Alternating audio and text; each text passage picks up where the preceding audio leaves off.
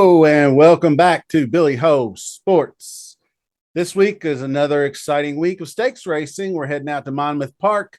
The summer's heating up, and so is Billy Ho Sports. We have the Haskell Stakes coming this Saturday, July 20th. The post draw is Wednesday. So this preview, we're just going to go over kind of like 6 to 8 likely and who our early leans and favorites are, because these horses may not all go. They may actually opt for the Jim Dandy. That's another race that's going to be at Saratoga the following week, July 27th. So this weekend is loaded. The Haskell Saturday has plenty of great stakes races. I've been going over they got turf races and dirt races and sprints, grade 3, grade 2s, all kinds of great stuff. So stay tuned for all that kind of good handicapping with past performances and race replays and my top selections. We'll do that for the Haskell later on in the week when the actual draw, we get post positions and PPs and all that good stuff. But now I'm just going to kind of profile the top horses, kind of give you a little reset on the 3-year-olds to see what they've been up to lately, as far as what they've done in their last race and what they've been working toward moving forward. So we are just getting started. So make sure you're subscribed to the channel first off. Click that like button while you're at it. Set your notification bell so you don't miss anything. And also follow me on X if you're out there, Billy Ho Sports. Let's get started. Okay, first we're going to start. Bob Baffert's Muth was looking like he may go, and the other Bob Baffert was also parenting, I believe. Was pointing toward the Haskell as well. You remember Muth, obviously, from the Preakness a couple months ago. He scratched out due to a fever. Then he returned to training on June 10th, but Baffert indicated that the 3-year-old might need a little more time. So we're talking maybe keeping him in California and sending him down to Del Mar for the San Diego handicap, or maybe just opting for the Travers later in August. So the same thing with parenting. The one that horse won the Affirmed Stakes at Santa Anita on June 9th, but he had a minor setback, had a virus or something, so missed a training session or two. So Baffert looks like he's going to opt out of the Haskell. So one that I do believe is going to go is Dornick. He gave trainer Danny Gargan, I guess, either bailed him out or redemption, one or the other, because we remember what happened in the Bluegrass Stakes where he admitted that he was trying to change tactics and didn't want to send him to the front, made that mistake. Then he got stuck on the inside post and had an absolute horrific trip in the Kentucky Derby. Everybody forgot about him. He came back into Belmont, shot out to the lead, then held off Mindframe late, put Seize the Gray away down the stretch, and won at, I forget, double-digit odds, I think, 16, 13 to 1, something in that realm. A horse that I was really, really high on at the beginning of the year, and I just kind of went away from him. But people will be right back on the bandwagon again. So he recently breezed, Dornick that is, a half mile in company with his stablemate Society Man, who's also starting to come into his own. He got that second place way back in the wood that got him into the Kentucky Derby. He recently won the grade 3 Matt Win a couple of weeks back. They were timed in 47.88 over the Saratoga main track. So that's breezing a half mile. Now, Mindframe is probably going to go as well for trainer Todd Pletcher, exploding on the scene, breaking his maiden first out at Gulfstream Park by a whopping 13 lengths.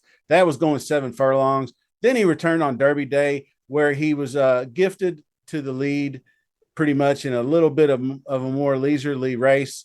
But showing his versatility, he came back in the Belmont and was stalking behind Dornock and Seized the Gray, hit the stretch, and was really giving Dornock all he wanted down the stretch before drifting out into the middle of the track. But I don't know that he would have beat Dornock that race. He breezed 4 furlongs, 49.49, with his stablemate, surprisingly. Now, a horse we're anticipating the return of, and I know I am, is Fierceness, another one I was very high on. Hasn't run since fading to 15th in the Kentucky Derby. Trainer Todd Pletcher decided to skip the Belmont. He wasn't right. He didn't come out of the Derby very well. He was dehydrated a lot. I forgot there's a term for it. But he also didn't have a very good appetite, which is not good for a horse. They lose weight. They don't, if they're not maintaining their weight. So they decided to take the extra time with him, saying he's back, hopefully back to that Florida Derby form where he was so impressive, winning by 13, earning that 110 Beyer speed figure, which is the best among all the 3-year-olds this year. Obviously, he had probably the best of the 2-year-olds in his route in the Breeders' Cup Juvenile. That was a 6 1/4 length victory. He just breezed 5 furlongs in just over a minute.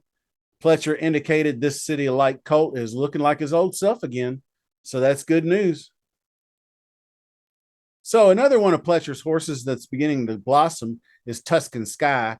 Recently took on Domestic Product and Hades in the Naira Betts Pegasus Stakes at Monmouth, which is kind of like a tune-up, a local prep, so to speak, for this race. The Haskell made a huge leaping move around the turn. I mean, he was just down the stretch pulling away before you could even realize it. Very impressive run by Tuscan Sky, I thought. He looked really good. I was kind of high on him after he had beaten Nash in that 3-horse race at Fairgrounds several months back. But he came up empty in the wood following that race, and then was compromised a bit by the horse that went down late in the race as well. I think he's a versatile horse who can go after the lead or come from off the pace. So I definitely have my eye on him. Oh, don't forget, make sure you are subscribed and you're hitting that like button. And jump over on X, follow me at Billy Ho Sports for all your great racing content. I really appreciate all the support. We are heading into summertime, getting ready to get after it. So let's continue. Catching Freedom from the Chad Brown barn is a probable. And I think it might be putting a lot of pressure on the horse who ran in the first 2 legs of the Triple Crown. Coming off 28 days rest, though, that's not bad. 4th place finisher in the Ohio Derby. His closing style has not helped him at all with these speed favoring races, like what reminds me of the Caesar Gray effort in the Preakness. And he's just coming late and getting that check is basically what it amounts to. And he had no chance on that Thistledown fast track when Batten Down got out there and was unable to catch or unable to be caught by anybody. Haskell might not be any different. Not real high on Catching Freedom. I like him as a horse, but he's going to need the right setup. He's going to need maybe just some kind of muddy track or some kind of different conditions or different racetrack. Aqueduct comes to mind. Maybe he goes back to Aqueduct sometime down the road and gets a win there. But anyway, another one is a kind of a new shooter is a Sea Streak, trained by Eddie Owens, 3-year-old gelding by Sea Wizard. I was actually the post-time favorite in the Pegasus we just discussed that was dominated by Tuscan Sky. He ran 5th in that race, dueled up front until the stretch drive, but he just got tired and faded out. Is a New Jersey bred horse. Should be a sentimental favorite, but probably going to be a very long shot. Okay. Remember Timberlake?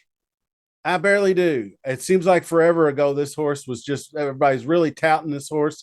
I remember the big stakes win in at Fairgrounds, but then he came back after that and was disappointing in 4th place finish in the Arkansas Derby. And then Brad Cox hinted around that he might change him up to more shorter distances, 7 furlongs, make him a miler, something of that type. But now he's been training since June 8th, and Cox has confirmed via text he's entering the Haskell. So he's going to give him another opportunity to go here. He recently had on June, I can't remember the exact date, but it was 2 works back. He worked out of the gate 5 furlongs in a minute flat. So he's definitely gearing this horse up to race again. So looking forward to him, actually. We'll see what happens. Looking forward to who's entering this race. I'm hoping that everybody I profiled for you today does so. I will have more Haskell and Monmouth coverage this week with the other stakes races. And additionally, I'll have Jim Dandy and Saratoga racing. That's going to be for the following week. So you definitely want to subscribe to the channel. Much appreciated. You definitely want to give that video a like. Follow me on X at Billy Ho Sports. I thank you for watching, and we'll see you soon.